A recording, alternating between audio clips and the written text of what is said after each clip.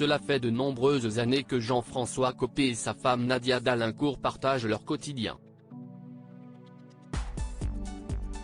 Rares sont leurs sorties, mais on peut parfois surprendre l'ancien ministre et actuel maire, Les Républicains, de Moradieu aux côtés de son épouse dans les tribunes de Roland-Garros, ou encore plus récemment pour l'avant-première de Starmania.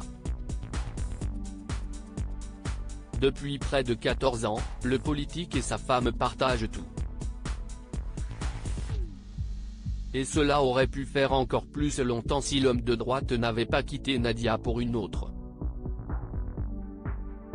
C'est ce que révèle cette psychologue de formation dans les pages de Gala, en kiosque ce jeudi 22 décembre. Nous avons été ensemble quand nous avions 18 et 20 ans pendant 1 an et demi, puis il m'a laissé un jour. Pour partir avec une blonde, plaisante-t-elle. Il n'aime pas quand je raconte cela, mais il y a prescription. J'ai pleuré un jour et une nuit, et puis je me suis dit que je méritais mieux que ça. Nadia Dalincourt s'est alors mariée et a eu 2 merveilleux garçons. Puis, elle a dû faire face à un drame, la mort de son mari et père de ses enfants. Mon époux, psychiatre, est un jour tombé dans une profonde dépression, fait-elle savoir. Il s'est suicidé en 2008. Un drame suivi d'une rencontre et pas des moindres, celle de Jean-François Copé, son ancien amour. Il me dit souvent qu'il regrette ces si nombreuses années que nous avons passées l'un sans l'autre. Quelques mois plus tard, j'ai croisé Jean-François dans les couloirs du lycée de mon fils, explique Nadia à nos confrères. Il m'a dit qu'il était père de 3 enfants et avait divorcé. Nous avons renoué.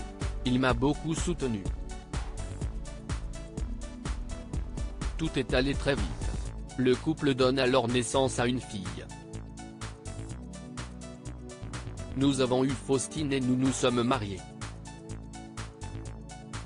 Il me dit souvent qu'il regrette ces si nombreuses années que nous avons passées l'un sans l'autre, confie-t-elle.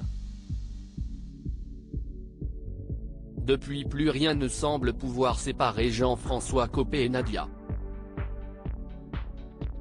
La mère de famille utilise lorsqu'elle parle des turbulences affrontées par son époux, tant ils sont fusionnels.